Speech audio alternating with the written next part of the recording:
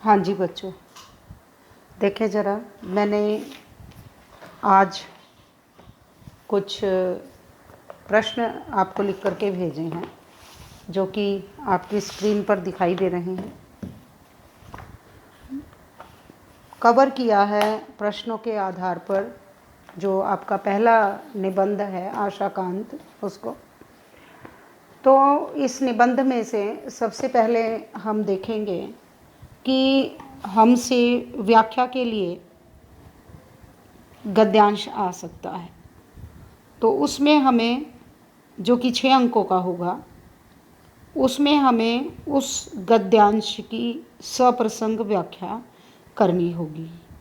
तो 2 तरह से बच्चों हम इसका प्रसंग बनाएंगे।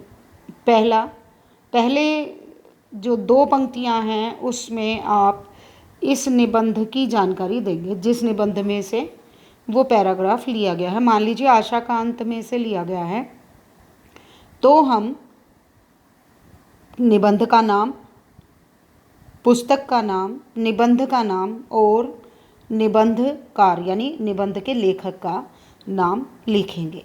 तो ये जो है, ये एक सामान्य परिचय हो गया उस अनुच्छेद का, उस पैराग्राफ का, उस अवतरण का या गद्यांश का जो हमसे पूछा गया है। ये एक सामान्य परिचय है। उसके पश्चात आप ये देखेंगे कि जो पंक्तियाँ व्याख्या के लिए आई हैं, वो पंक्तियाँ किसने बोली थी, किसके संदर्भ में बोली थी, या उसको बोलने के पीछे क्या उद्देश्य था। तो ये सारी बातें जब हम स्पष्ट कर देंगे तो हमारा जो प्रसंग है वो पूरा हो जाता है। उसके बाद जो पंक्तियाँ दी गई हैं उनकी हम व्याख्या करेंगे, ठीक है। और उसके बाद विशेष भाषा कैसी है, शैली कैसी है, प्रभाव कैसा है, किस तरह से इस पर व्यंग्य किया गया है, एक अच्छा व्यंग्य है, तो ये सारी विशेषताओं में आप व्याख्या के अंतर्गत लिखोगे। तब जाकर के बच्चों आपका 6 अंक का प्रश्न पूरा होता है। यदि कोई बच्चा ये सोचता है कि पुस्तक का नाम लिख देंगे, निबंधकार का नाम लिख देंगे और निबंध का नाम लिख देंगे तो हमें पूरे अंक मिल जाएंगे, ऐसा नहीं है। जब तक आप क्यों, कब, कैसे, किसने, किसको, यानी जिस तरह से हमने पत्रकारिता में 6 ककार किए थे, 6 क से शुरू होने वाले प्रश्न किए थे, ठीक वैसे ही व्याख्या में भी हमें इन ककारों से ही मदद लेनी चाहिए। कब, क्यों, कैसे, कहाँ, किसने, किसको। जब इन सारे प्रश्नों के उत्तर हमारे निकल जाएंगे और हम अपनी व्याख्या में लिख देंगे, तब जाकर के हमारा 6 अंकों का जो प्रश्न है वह पूरा होता है। अब उसके बाद बात आती है 8 अंकों के प्रश्नों की। आप देख रहे हैं चार्ट में 8 अंकों के प्रश्न। तो 8 अंकों के जो प्रश्न हैं वो किस किस तरीके से पूछे जा सकते हैं इस निबंध में से। सबसे पहला, बाल मुकुंद गुप्त जी का साहित्यिक जीवन परिचय, जो कि हम इस पाठ को आरंभ करने से पूर्व कर चुके हैं। तो आप बाल मुकुंद गुप्त जी का साहित्यिक जीवन परिचय और उनका जो साहित्य है उसकी विशेषताओं को भी लिखेंगे। और मैंने आपको परिचय करवाते समय ये बताया था कि जो विशेषताएं द्विवेदी युगीन साहित्य की थी, लगभग वही विशेषताएं बाल मुकुंद गुप्त की रचनाओं की होती हैं, ठीक है। उसके बाद बात आती है निबंध आशा का अंत का सार।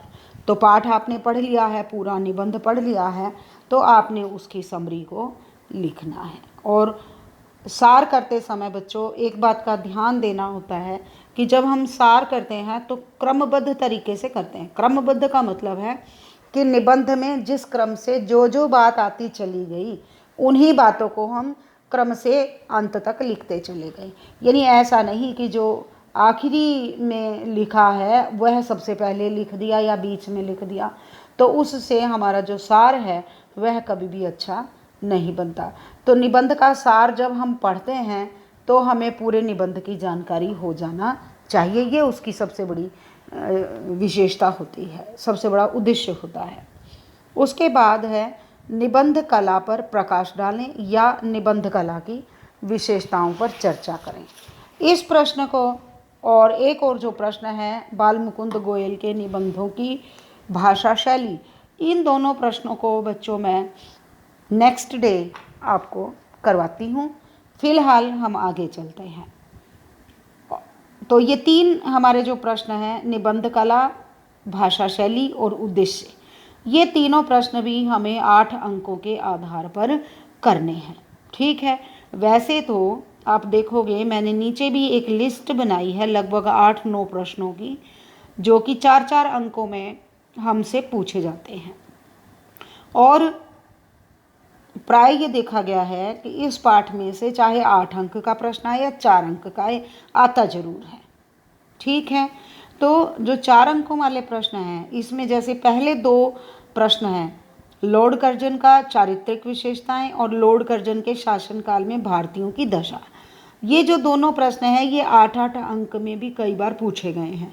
तो आप इन दोनों प्रश्नों को भी विस्तार से तैयार करें अपनी किताबों में से। मैंने आपको पूरा निबंध पढ़ा दिया है, आपने देख लिया कि किस तरह से भारतीयों की जो दयनीय अवस्था है उसका चित्रण किया है। और लॉर्ड कर्जन की चारित्रिक विशेषताओं में लॉर्ड कर्जन की का जो क्रूर स्वभाव है और उसके अंदर क्रूरता है, निर्दयता है, ये सारी जितनी भी उसकी चारित्रिक विशेषताएं हैं, भारत विरोधी है, निर्धन वर्ग के प्रति लापरवाह है, बदजुबान है, घमंडी है, हिंदू धर्म का भी विरोधी है और निर्धन वर्ग का कभी कोई हित करना नहीं चाहता। और सबसे बड़ी विशेषता है कि वह भारत का शासक है, भारतीय जनता पर शासन तो करता है परंतु भारतीय जनता के हित की बात नहीं सोचता। तो इस तरह से ये हमारा एक प्रश्न होता है, चारित्रिक विशेषताएं।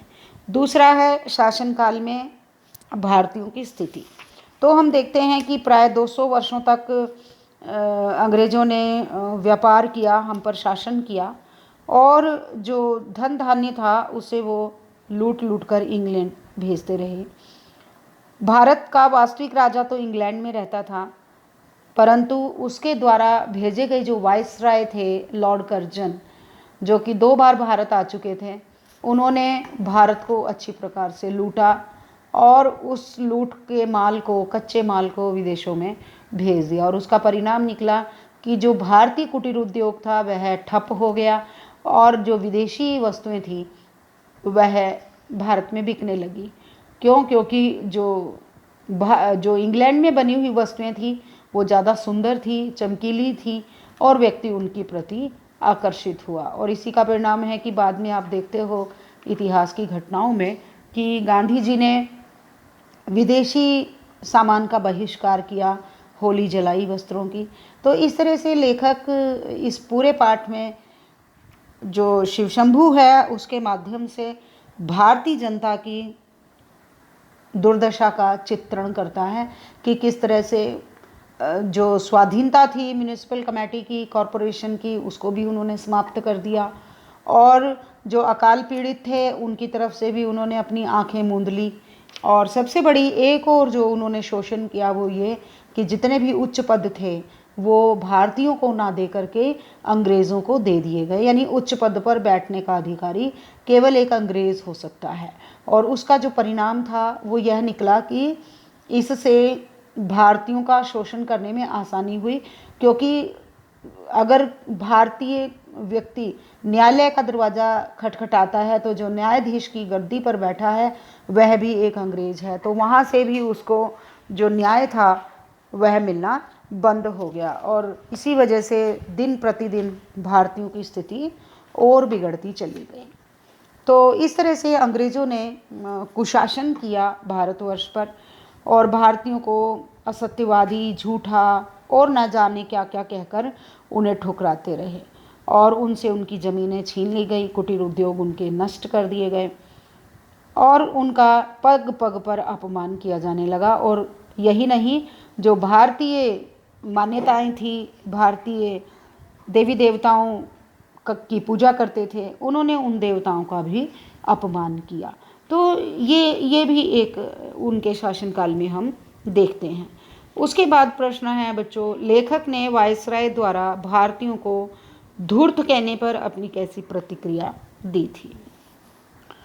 तो जब वायसराय ने भारतीयों को धूर्त कह दिया, मूर्ख कह दिया, तो लेखक ने किस तरह से अपना विरोध प्रकट किया वायसराय के प्रति। क्योंकि उसने बताया कि हम लोग भले ही आपके गुलाम हों, परंतु हम इस मानसिकता के व्यक्ति नहीं हैं कि हम अपनी सत्यवादिता को छोड़ दें, और अगर हमने सत्यप्रियता को छोड़ दिया तो तुम्हारे इंग्लैंड के लोग हमारा मुकाबला नहीं कर पाएंगे। और इस तरह से आपने निबंध में पढ़ा है कि किस तरह से उन्होंने विरोध किया, और साथ ही बता दिया कि जो भारतीयों की गरीबी है उसका परिणाम आप लोग हैं, और आप लोगों ने उन्हें उनका शोषण किया है, उन्हें भटक कर मरने के लिए छोड़ दिया है, और भूखे पेट रहते हैं, पहनने को उनके पास कपड़े नहीं हैं। और इस तरह से भारतवासी भले ही कर्मवादी भी हैं और साथ साथ भाग्यवादी भी हैं, और इतनी दुर्गति होने के बाद भी ये राजा को पापी नहीं कहते, अपितु अपने कर्मों का ही दोष उसको मान लेते हैं। उसके बाद है भारतीय जनता लॉर्ड कर्जन की किन नीतियों से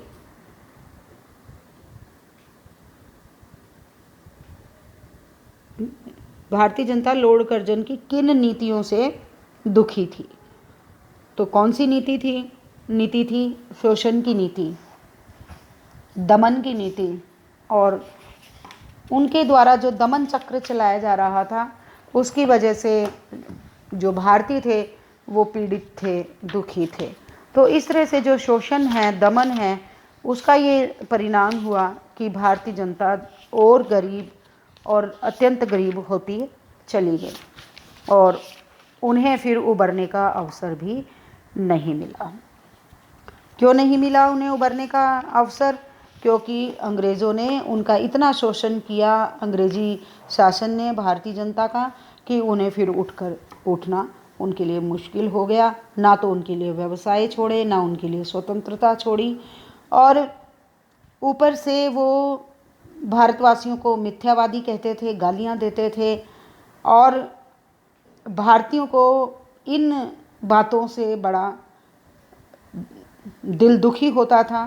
क्योंकि कभी भी उन्होंने भारतीय जनता की भावनाओं की कदर नहीं की, और भारतीय जनता को सदैव नीचा दिखाने का प्रयत्न किया, और इन्हीं नीतियों के कारण भारतीय जनता दुखी थी। फिर एक प्रश्न बीच में छूट गया कि लॉर्ड कर्जन पर किन किन दोषों को आरोपित किया गया। कौन कौन से दोष थे जो लॉर्ड कर्जन पर लगाए गए। हमने पाठ में पढ़ा है कि यदि तुम्हारा देश, जितने देश तक हम लोग गुलाम रहे हैं तुम्हारे, यदि तुम्हारा देश इतने वर्ष तक गुलाम रहता, तब हम देखते कि तुम लोग कितने सत्यवादी हो। और उसके साथ ही साथ उन्होंने दुत्कारा, दुष्ट आत्मा भी कहा, और सारे भारतीय उसकी दृष्टि में झूठे हैं, धूर्त हैं, और यही दोष और दुर्गुणों से भरे पड़े हैं। और लेखक ने जैसे ही सुना वैसे ही उसने इसका विरोध किया। तो इस तरह से हम देखते हैं कि हम लोगों ने उम्मीद की थी, उनको राजा विक्रमादित्य की तरह मान लिया था कि अब वो हमारा कल्याण करेंगे, हमारी मदद करेंगे, हमें भी जीवन यापन के साधन देंगे, परंतु ऐसा कुछ भी नहीं हुआ। और जो शिवशंभू है उसने लॉर्ड कर्जन पर विभिन्न आरोप लगा दिए कि आप भले ही भारतीय जनता को नहीं चाहते, भले ही हम भी तुम्हें नहीं चाहते, तब भी आप हमारे शासक हो, और शासक के आगे तो झुकना ही पड़ता है। उसके बाद लेखक के अनुसार भारत की कौन सी दो चीज़ों में अजब की तासीर है। ये पूरा पैराग्राफ बच्चों हमने निबंध को पढ़ते हुए पढ़ा था कि कौन कौन सी दो वस्तुएं, एक जलवायु और दूसरा नमक, दो चीज़ों को उन्होंने में अजीब तासीर को माना है। इसको डिटेल से आप पढ़ेंगे। आशाकांत निबंध में देश प्रेम की भावना को स्पष्ट करें। तो देश प्रेम की भावना तो है ही पूरे निबंध में, क्योंकि जो शिवशंभू के माध्यम से जो छद्म पात्र है वह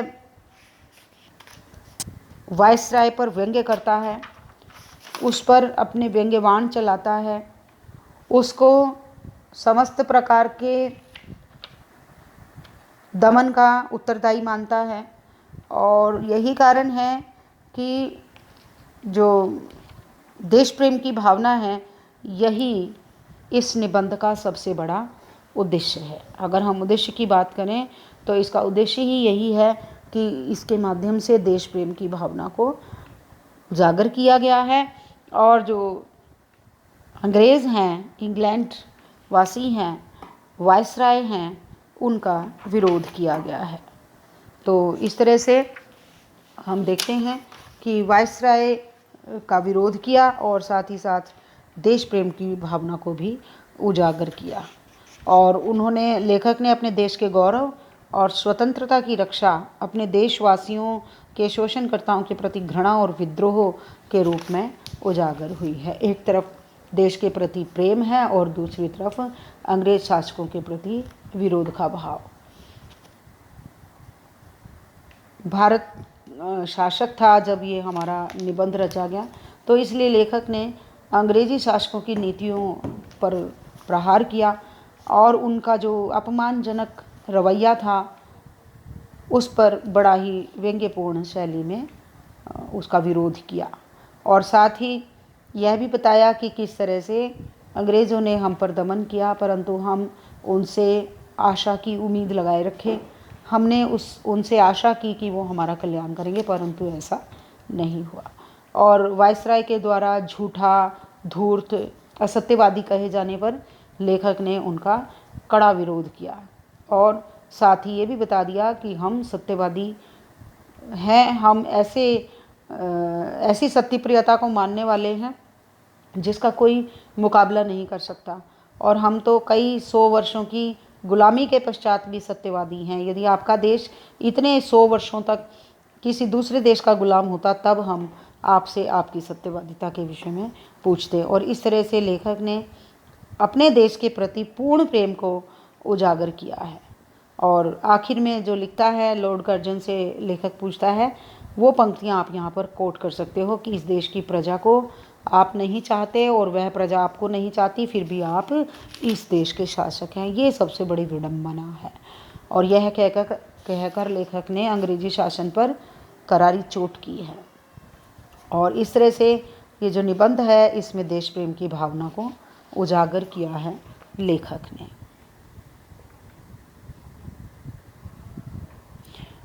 उसके बाद बच्चों प्रश्न है, भारतीयों ने वायसराय के पुनरागमन पर क्या क्या सुखद कल्पनाएं की थी।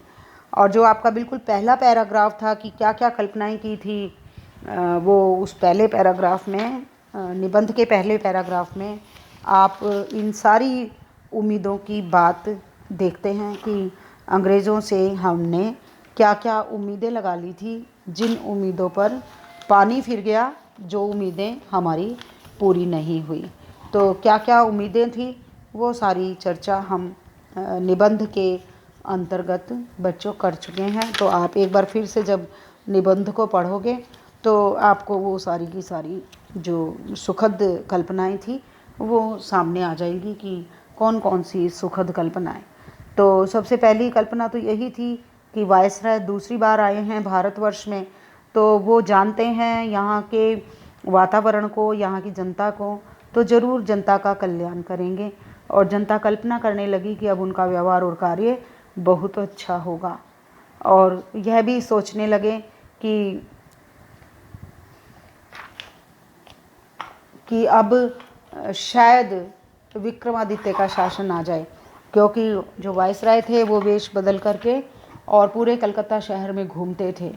कभी दफ्तरों में जाते थे और कभी क्लर्कों से बातचीत करते थे, कभी किसी गरीब व्यक्ति से बातें करते थे। तो हिंदुओं को ऐसा लगा, भारतीयों को ऐसा लगा कि जैसे विक्रमादित्य जी का अवतार हो गया है, या फिर मुसलमानों को ऐसा लगा जैसे खलीफा हारून रशीद का ज़माना आने वाला है। पारसी समझते थे कि नौशिखा फिर से वहाँ आने वाला है। ये हमने निबंध में बच्चों पढ़ा था। और इस तरह की सुखद कल्पनाएं लेखक ने कर ली, भारतीयों ने कर ली, परंतु जो लॉर्ड कर्जन थे, जो दूसरी बार भारत के वाइसराय बनकर के आए थे, उन्होंने भारतीयों की इन सारी सुखद कल्पनाओं पर पानी फेर दिया और उनकी सारी सुखद कल्पनाएं धूमिल हो गई, नष्ट हो गई, उनकी सारी आशाओं का अंत हो गया, जो कि इस नाम का निबंध का नाम भी है। भारतीयों की किन किन आदतों की आलोचना की है? लेखक ने भारतीय लोगों के पर व्यंग्य किया है और किन किन आदतों की आलोचना की है। एक जगह था कि पूरा जब हमने निबंध पढ़ा तो आपने देखा कि एक जगह जिक्र करता है लेखक कि किस तरह से अकाल पड़ा, अकाल पीड़ित सहायता हेतु गए, तो वो लोग भी उनमें शामिल हो गए जो अकाल पीड़ित नहीं थे, केवल और केवल अपने स्वार्थों की पूर्ति हेतु। तो इस तरह से, और दूसरा जो भारत की दो चीज़ें हैं जिनमें अजब तासीर है, जलवायु और नमक, उसमें भी ये बता दिया कि नीरस से नीरस शरीर में यहाँ की जलवायु नमकीनी ला देता है। मज़ा यह है कि उसे उस नमकीनी की खबर तक नहीं होती। और सबसे बड़ा व्यंग्य किया है कि जो अंग्रेज़ हैं यहीं का खाते हैं, यहीं का पहनते हैं और यहीं की आलोचना करते हैं। और कुछ लोग ऐसे हैं जो अपने ही देश के विरुद्ध मोर्चा खोले हुए हैं, गद्दारी करते हैं और अपने ही देश के लोगों को मरवाते हैं। फौज में शामिल हो गए केवल अपने स्वार्थों के लिए अंग्रेजी सेना में, और भारतीयों के ऊपर ही उन्होंने बंदूकें तैनात कर दी। और यही कारण है कि हम रहेंगे तो अपने भारत में, परंतु प्रशंसा हम विदेशों की करेंगे। खाते यहाँ का रहेंगे, सहायता उन विदेशियों की करते रहेंगे और कोसते अपने भगवान को रहेंगे। तो ये जो मानसिकता है भारतीयों की, इसी की आलोचना की है लेखक ने। और समय बदल गया है बच्चों, परंतु मानसिकता हमारी अब तक भी नहीं बदली है कि हम रहेंगे तो इस देश में, परंतु गुणगान दूसरे देशों का करेंगे। और यह जो मानसिकता है ये हमें अपनी बदलनी होगी और समस्त भारतीयों को एकजुट होकर के अपने राष्ट्र के सम्मान में खड़ा होना होगा, तभी जाकर के राष्ट्र और देश तरक्की करेंगे। तो ये जो आदत है भारतीयों की, उसकी आलोचना की है लेखक ने। उसके बाद बच्चों जो हमें प्रश्न आते हैं वो आते हैं 1 अंक के अति लघु प्रश्न, 1 अंकों वाले प्रश्न। तो मेरे पास जो किताबें हैं उनमें से मैं आपको इस पाठ के सभी लघु प्रश्न PDF बनाकर भेज रही हूँ। आप तीनों ही किताबों में से और जो मैंने पढ़ाया है उसके आधार पर भी अपने इन लघु प्रश्नों को निकालेंगे और इनको तैयार करेंगे। तो आज के लिए मैं आपको जो होमवर्क दे रही हूँ वह दे रही हूँ अति लघु प्रश्न। तो आप सब अपने अति लघु प्रश्न तैयार करेंगे और जो 4 अंकों वाले पाठ हैं जो मैंने अभी आपको डिस्कस किए हैं, 8-9 प्रश्न, इनको भी आप तैयार करेंगे। 2 प्रश्न बच्चों मैं पहले बता चुकी हूँ, साहित्यिक जीवन परिचय, आशा का अंत का सार, ये भी आपको करने हैं और व्याख्या हम कर चुके हैं। केवल 2 प्रश्न हैं जो मैं आपको कल करवाऊंगी, जिसमें निबंध कला की विशेषताओं पर बात होगी और साथ ही साथ उद्देश्य और भाषा शैली की बात होगी। उद्देश्य पर कुछ चर्चा तो हमने कर ली है इन सारे पॉइंट्स के माध्यम से। आशा का अंत हो गया, ये बताना भी लेखक का उद्देश्य है। भारतीयों की दुर्दशा का वर्णन करना भी लेखक का उद्देश्य है। लॉर्ड कर्जन पर व्यंग्य करना भी लेखक का उद्देश्य है। देश प्रेम की भावना को उजागर करना, यह भी लेखक का उद्देश्य है। और भारतीयों की आदतों की आलोचना करना, ये भी लेखक का उद्देश्य है। तो ये जो जितने भी हमने छोटे क्वेश्चन लिखे हैं यहाँ पर 4-4 अंकों वाले, एक तरह से ये पाठ के उद्देश्य से ही संबंधित है। तो हम बाकी के जो प्रश्न हैं उनको कल करेंगे, ठीक है? Okay, all the best. मैं अभी आपको शॉर्ट क्वेश्चंस भेजती हूँ, आप सब उन प्रश्नों को तैयार करेंगे, ठीक है जी? ओके।